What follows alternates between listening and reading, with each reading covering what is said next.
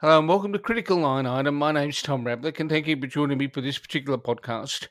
I need to confess something to the listeners of this podcast. I've spent the past 3 to 4 years looking intensely at the area of terrorism and security studies, particularly areas of where bad guys get money. And one of the books I've relied on fairly extensively is one written by my guest today. Jodi Viittori is a world renowned expert in the area of terrorism and financing. Her book, Terrorist Financing and Resourcing, is used by a lot of people all over the place to look at the area of the way in which bad guys get money to do bad things. I'm grateful and privileged to have Jodi talking to me today, looking at what terrorists do, how they get money to do it, and what kinds of things we might see develop in the future in the area of terror financing. Jodi, thank you so much for joining me. Thank you so much for having me here, and thank you for the lovely compliments for and the introduction. Absolute pleasure, and you do deserve it. Now, before we get into the subject matter in more detail, there'll be people who listen to this who won't be familiar with your career. How would that look if you were to craft a resume on the back of an envelope? Sure, it's been an unusual career, and I would never have predicted as a young cadet going to the Air Force Academy that I would have ended up working on terrorism finance and illicit financial flows and corruption and all of that together. I became interested in, of course, like everyone else after 9/11. Was in the military at the time, and I was fortunate enough to be sponsored by the Air Force to go get a PhD. And I found that nobody was looking from a academic level at the time on how terrorism finance actually works and the history of terrorism finance and the trends in terrorism finance. And so I was very fortunate to be able to study that and write my book on that and continue to use it working in Iraq when I was in the military, working on related issues in a counterterrorism task force in Afghanistan. And then when I left the military, I joined civil society working for Global Witness and then Transparency International on still the same issues. How do illicit financial flows affect national security, affect terrorism, insurgency, and conflict, and so on? So so your interest peaked in this area when 9/11 happened. Yes, I'd been somewhat interested in it before with some of the Red Army faction stuff and all that from the 70s, but really 9/11 piqued my interest. I was an Air Force intelligence officer, and how could that not be interesting at the time? And there was amazing newspaper articles and stuff coming out, but there was very, very little out there on terrorism finance from a real academic perspective. In the US, I was the second PhD dissertation that was accomplished on terrorism finance. And this was in 2008. Or excuse me, 19, pardon me. It was finished in, what year did I graduate in? It was in 2008. Sorry. I finished in 2008. And, while, again, tons of books, tons of New York Times articles, but not a lot of actual study. And there was a frustration as well that I was seeing people report on, this is new, whatever it would be, using front companies for terrorism or being involved in construction companies and funneling money to terrorism. And people would make these pronouncements that this was new. And I was going through these histories of these different terrorist groups going, not only is this not new, but sometimes this has been going on for over a century. So I really was delighted to have the opportunity to write a book that could explore that in much more detail and pull it out of everything that Al Qaeda was doing was new, because some of it was new, but most of it had been done for years, and they were building on very solid terrorism finance foundations for them. How much of the work in terms of research for the book was done by you looking at uh, sort of organized crime and the way in which transnational organized crime groups work? Because it would seem to me from reading your book and from reading other material that there are commonalities in the way people get money. Yes. excuse me, and that's how I ended up actually working on the broader illicit financial flows issues. When I was in Afghanistan, I was brought into Afghanistan to a counter corruption task force because I had a background in terrorism finance and had worked on these issues in Iraq, and they wanted to understand the role of corruption and how the Taliban were getting money and able to do what they could do and so forth at the time. And whether it's terrorist organizations or whether it's corrupt politicians or whether it's organized crime groups, they use the same processes and often the same very specific facilities. So, just to give one example from my time in Afghanistan, um, in 2010, this massive bank scandal was uncovered with the main bank in Afghanistan called Kabul Bank. And part of that bank, which was also linked to Hawala's, this informal value trade system, um, they were moving money for basically anybody.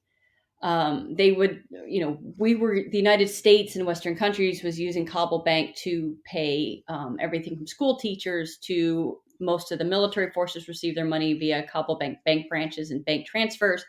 But the Taliban were also moving their money through it. Uh, Corrupt warlords and politicians, the Karzai family and so forth, they were moving their money through it. Matter of fact, the bank was linked to 19 key families and tribal groups in Afghanistan. Um, Narcotics traffickers were moving money through it. Uh, whatever illegal activity you could imagine was going through this bank, and they were intermixing these money and moving this money, often moving it from there to Dubai, and from there allowing it to enter the international bank system. So it was a real lesson that you can't just look at terrorism finance in a vacuum because there are so many other characters using the same processes and stuff. It's rare that you find just, for example, a bank that launders terrorist funds. Almost always they're running funds for a whole bunch of bad guys all at one time because, frankly, it's profitable. You can charge a premium if you engage in this riskier activity. High risk equals high reward for certain key economic actors and facilitators out there. Jodi, for those people who are not familiar with or don't have a regular interaction with bad people who shuffle money around, what are the most common ways in which uh, bad actors, in this case terrorists, use to obtain funds and move funds around? Because there's some common ways in which it's done and done by a lot of people, but there's also other ways that have been unique to terror networks, aren't there? So certainly there's while bad actors move money in very similar ways, I will just note because terrorism is relatively inexpensive.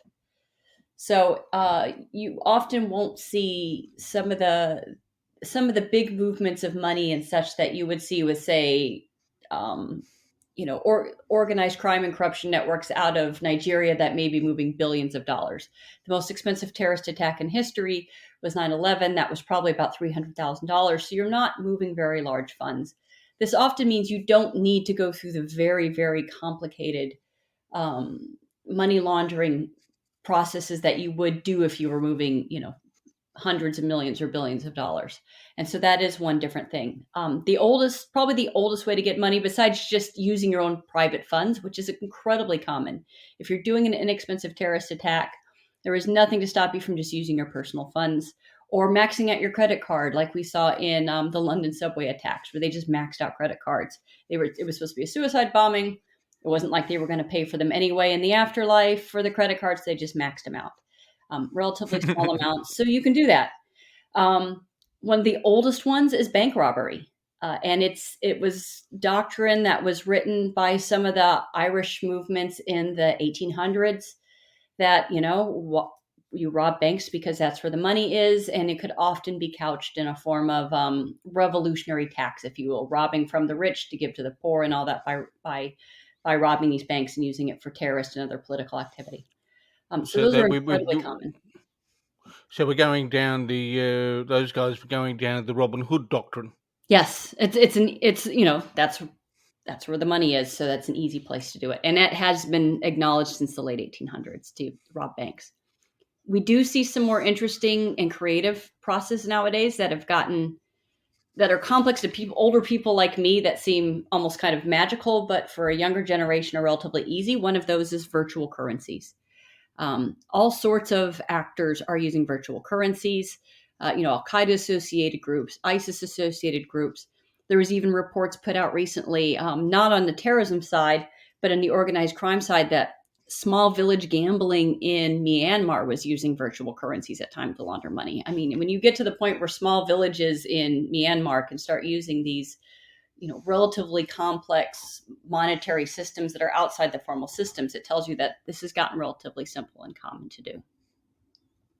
There's something else that I was really keen to explore, but uh, we've covered the kind of a general sort of mechanism of money laundering, and obviously there's also the money laundering tactic where people put the funds into equipment and other things to sort of make the trail as cold as quickly as possible. The interesting thing that happens with Islamist groups of global jihadists is that they kind of tried to use charities over the years, haven't they, to to direct or redirect funds into terror activity. Yes, a it's a common way to do it. It's got a lot of advantages in doing it. Charities give you think of some of the things that just charities provide you. If you work for a charity, it gives you a business address. It gives you, a place for people to mail stuff to you. It gives you an excuse for having a bank account. You're opening a bank account on behalf of a charity. It gives you a legitimate excuse for moving money. There's money come back and forth if you're ostensibly a charity from donors. Um, you're sending stuff out to other groups and so on. So, again, with money laundering really just being in its simplest form, either in the case of criminal organizations making bad money look legitimate, or at least not being able to prove that it's bad money. In the case of terrorism finance, some people call it reverse money laundering, which is you're taking good money and using it for bad purposes. In this case, the bad purpose being terrorism. But either way, you're just obscuring the origins of the money. A charity is a great opportunity to do that because movements of money, having an address, being in a certain location, all of those are very, very easily justified by being a charity. Opening charities often isn't very difficult. Depending on what countries you're in, you may not even need to register anything. It might just be an issue of making some business cards and a website, and setting yourself up as if you were a charity. There's different ways you can use charities. You could set up an entire charity that's really a front for terrorism finance and for terrorist activity. Or you could use just a local branch of an established charity, or even just having onesie or twosie people who work with the charity and are able to use that as their cover without the charity having any indication that those individuals are there and are using their positions for secondary purposes, for bad purposes. So it's very, very common. Now, these things are sometimes best discussed when we look at a case study, and um, uh, I might be at the advantage here because I've opened your book while you were giving me the answer to the previous question to page 74, and between page 74 and 76, in your chapter looking at the multinationals of terrorism, you've got a really pithy thumbnail sketch of the operations of Al Qaeda. What are the things that you saw in the work that you did, sort of in the various places you were with the military, but um, and the study? What are the things that were unique in your eyes about what Al Qaeda managed to achieve in financing? Um, Al Qaeda at that time when I put the book together, and this is the classic Al Qaeda senior leadership that did the 9/11 attacks and so forth, is that they had the unique opportunity to, in many ways, act, not just have free range in a state, but in some ways were almost state sponsoring. The Taliban, at that time prior to 9/11, did not have a robust budgetary system and so on. And, cash was basically kept in Mullah Omar's chest in his bedroom. So they were able to come in and act as, in many ways, financiers to the Taliban, a link with the external world, bring in construction and so forth. They promised to bring in economic development, and provide real state level benefits to the Taliban itself. We usually talk about state capture when we talk about criminal organizations, where a criminal organization, where a state is used on behalf of a criminal organization. In this case, it's almost more like a terrorism capture situation, where we have a terrorist group that's able to use the institutions of the state on their behalf for international terrorism purposes. Of course, they weren't supposed to do that when they came to Afghanistan and were given shelter by the Taliban. They weren't supposed to be engaging in that sort of activity. But they had a unique amount of power in that relationship between them and the Taliban, that they were able to do a lot of things that most terrorist groups in the world probably couldn't do or get away with. I can't think of anybody, at least on the international level, that has done as much of that on a full state level. Certainly, I've seen terrorist organizations take over parts of states, but not as much of a full state apparatus as they did. The interesting thing about Al Qaeda as well is that Osama bin Laden had a particular network of business people that he drew on for finance as well. Can you take us through that? Sure. And for the larger, more organized terrorist groups, that is not unique to just Al Qaeda. So other groups have done it as well. The Tamil Tigers in Sri Lanka, for example, the Palestine Liberation Organization had done some of this as well, and throughout history. But having these international financiers who are sympathetic to the organization, they may not work solely for the organization, they may work for a lot of them, but provides that ability to interface with the international financial system. And that is really important for any sort of terrorist group who wants to be able to easily move money or other resources amongst locations. You can't just go to a bank usually, at least not in the modern world nowadays, and just say, here's my funds from my illicit criminal activity that I want to ship to, from point A to point B to engage in terrorist activity. That's probably not going to get you through the international banking system nowadays. You need people who are not on watch lists, who can help you move those funds, that you can hand cash to or whatever, and that they can move that funding for you. And so they're a very, very important part of the international, for an international terrorist organization who wants to use large amounts of cash. And that's not just a terrorist thing, I should note. Those sort of facilitators and intermediaries, whether it be accountants, bankers, lawyers, real estate, those are very, very important to any sort of large illicit activity that wants to move cash around the world. We see that consistently. And some of these have created major leaks and front page headlines in the world, things like the Panama Papers and so forth, where you have these intermediaries that will work with these groups to help be the veil that allows these individuals to link into the international financial system and move the cash to places they want to keep it and store it until there's such a time as they want to move it elsewhere and then have access to it. You've mentioned the role of facilitators, people who are who have the skill set and the know-how to navigate a system on behalf of clients. In this case, the clients are people who want to move money around either because it's a gain from illicit activities, or it's to be used for a terrorist act or extreme political violence. Um, it- how much of this is the province of professionals who, like the accountants in this world, who really ought to have a commitment to the public interest? There's an ethical problem here. How much of that is prevalent in the work you're doing and in the observations you make?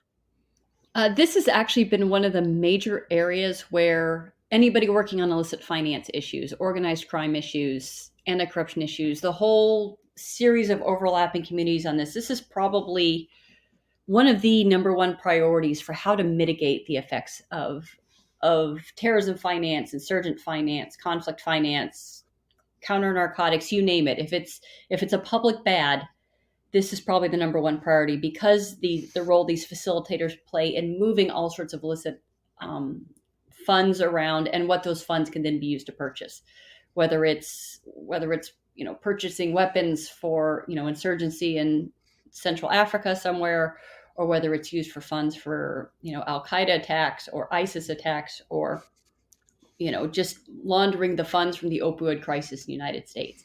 This is the main area we deal with, what we call the gatekeepers problem.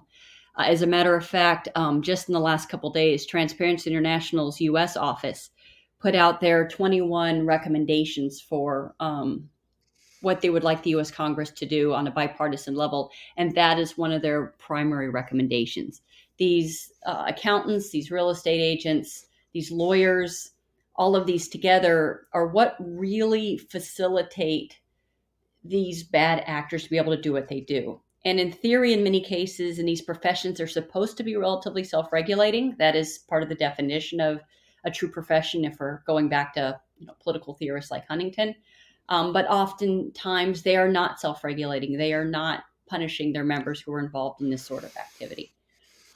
Just to give an example, from a corruption side of the house, about 2015 or 2016, there was a 60 Minutes episode with a undercover sting done by an NGO I worked for at the time called Global Witness, where they went and approached 10 different law firms in New York City and did a secret recording. And they pretended to be a front man for a African dictator or African politician who was involved in mining in their country. They didn't give a specific country. And the person had a salary of an American school teacher, and they wanted to buy I think it was a house in Manhattan, a corporate jet, and a yacht. And they were approaching the law firm to see what interest that law firm would have in representing them. Nobody was technically involved in any activity, illegal activity, no money changed hands. But in 9 out of 10 of those law firms, or I'd have to look up the specific numbers, but in the vast, vast majority of those law firms, all but really one law firm, they all were at least willing to talk to the individual. They all brought up similar ways that money could be hidden, including through using law firms. And there was only one lawyer that actually just said, "This is not for me," and basically told him to leave his office right away, which really highlighted the fact that, while there were these standards within, for example, the law community in the United States, there was enough loopholes in those standards to enable that kind of activity to continue. And and that activity could still occur today, just like it could back when that 60 Minutes episode, that 60 Minute sting occurred. The listeners to the podcast will probably know my background because I've got my bio, and what you've said disturbs me because I've worked in a professional accounting body previously, and one of the things that a profession is generally or should be committed to is serving the public interest. Um, what is your assessment based on what you know up to this point of with the conduct of various professionals? Do you consider that there's an ethical crisis in parts of the legal and accounting profession where this is concerned? There certainly seems to be the case. The accounting firms, not only with accounting firms have showed up with the terrorism side before. Probably the classic case was with the Irish Republican Army, in part because one of the accountants was willing to be interviewed for a series of articles that was done. So we have tremendous information on how the accountancy actually worked in the case of the IRA, probably to a level that we don't have anywhere else. But we have captured the books in other cases of, with accounting-like practices. But also just the willingness and ability of individuals to move funds through accountancy has really been an issue for at least 20 years. If you remember the famous implosion of Arthur Andersen after the Enron scandal, for example, Um, Absolutely, I reported on it at the time. See, so oh yeah, that's right, you did. So like, these have been issues for a long time that are building up. I see it particularly come up, at least in the popular media, especially in the United Kingdom, because they've had a number of companies that have had a clean bill of health that then imploded right after. That has brought that really to the fore. There's also been the issue of accounting firms that are, also selling consultancy firms services at the same time. And there's just a principal agent problem and a conflict of interest problem in that the accountancy firm is often paid for by the company. So the accountancy firm has an incentive in ensuring the books look appropriate. Um, and at the same time, the accountancy or the company is likely to pick accountancy firms that will ensure the books look proper.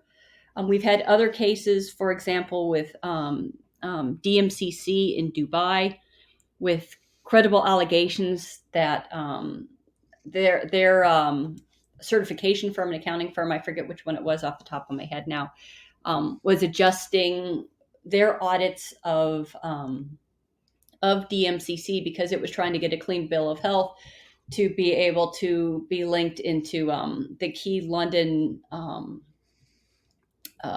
metals exchange. There are certain standards you have to meet when it comes to conflict gold and stuff like that.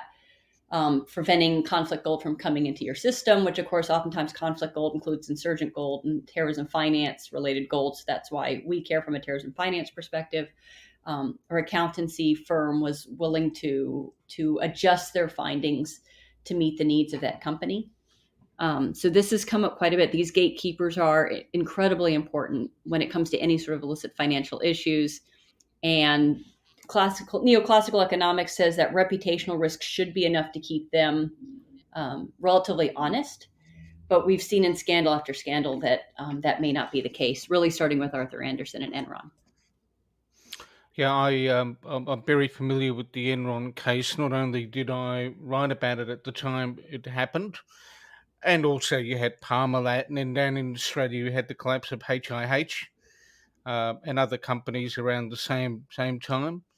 An extraordinary period, and but I'm very mindful of the time, Jody, and you've been very generous in making it. There's something that amazed me when I started looking at this area, and that is the near meticulous nature of the way in which the organisations like Al Qaeda, and I suspect it's the case with others, established an internal audit process. These guys, it, these guys, won't go out of their way to blow things up, but they run their operation as if they're um, a major conglomerate. Did that surprise you when you looked at the way in which they manage their finances? It doesn't surprise me for the really large ones that take a long term view. So if you're going to be, kind of going back to our London subway bombers example, if you're going to be this unfortunately one shot, one kill example, where you're going to kind of just do one attack and go out in a blaze of glory, your financial system isn't terribly important. You could, again, run up your credit cards or whatever to make that work. But if you want to be around as an organization and for 10, 20, 30 years, and you have a number of fighters and so on, you have to establish relatively quickly a proper financial system, including a proper accountancy system. And one of the most interesting case studies I found was that Irish Republican Army case study, again from their early days, where they had all this money coming into the IRA, and the money was going in, they couldn't track it, and they were actually having operational issues because they couldn't move the money and they didn't know where it was and they couldn't track it and make sure things were funded properly. They had members doing stupid bank robberies and stuff like that was getting these guys arrested and thrown in jail, and they were losing their operational capabilities, and then they had to pay money for lawyers and stuff like that while they were in jail or to get them through the court cases, and it was becoming unsustainable for the IRA. So they literally sat down, and being the IRA, it was in a pub, and decided that they had to come up with a formal system and get accountants and make an actual special financing unit that would get the funds for the organization, the accountants to do the double entry bookkeeping, and what the front companies were and everything, and make sure the money was distributed efficiently. And that's not uncommon for any of the large groups you use. You have, just like any corporation or any sort of enterprise, if you're going to be large and have people spread out and you want to keep it working for a long time, you're going to have an efficient finance system. So Al Qaeda had an efficient one, LTTE had one, PLO had a very effective one. As a matter of fact, they were back in the 60s and 70s, where computers were just coming online. They were one of the first to start actually using computers to track some of their financing. It's really remarkable for those with a long-term vision of what they want to do, will very early put into a solid auditing process to make sure that they can track the money going in. And it's also a means of control. If you have money coming from the central headquarters, you can use that money, provide it or take it away, to make sure cells do what you want them to do, provided they can't replace your funding. If they can go completely independent with their funding, they can tell the headquarters to go away. But for those who are reliant on their headquarters, and if the headquarters can keep those cells reliant on them, it gives them a tremendous amount of command and control. So another reason you'll see auditing going on in those situations. Very important Yeah, to large organizations. The accounts in your book and elsewhere of the Sinjar papers that are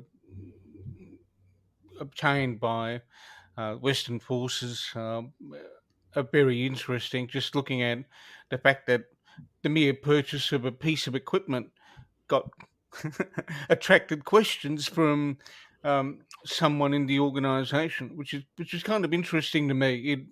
There was a juxtaposition in my mind when I first looked at it. And these guys are blowing stuff up. Why in heaven's name do they have this structure? There's a reason they want to stick around for a bit longer. Um, Jodi, as I said before, I'm mindful of the time. I know, and I'm grateful for you taking time out this evening. If people wanted to pick up a copy of your book or any of your other work, where could they find it? That's a good question. The book is available on Amazon, and I think there's a rental or downloadable version now, or any similar site. Unfortunately, I don't control the price that they charge for it. I'm a price taker, not a price maker. But other works of mine, most of which are actually free. Actually, I think everything I have now is free, just about.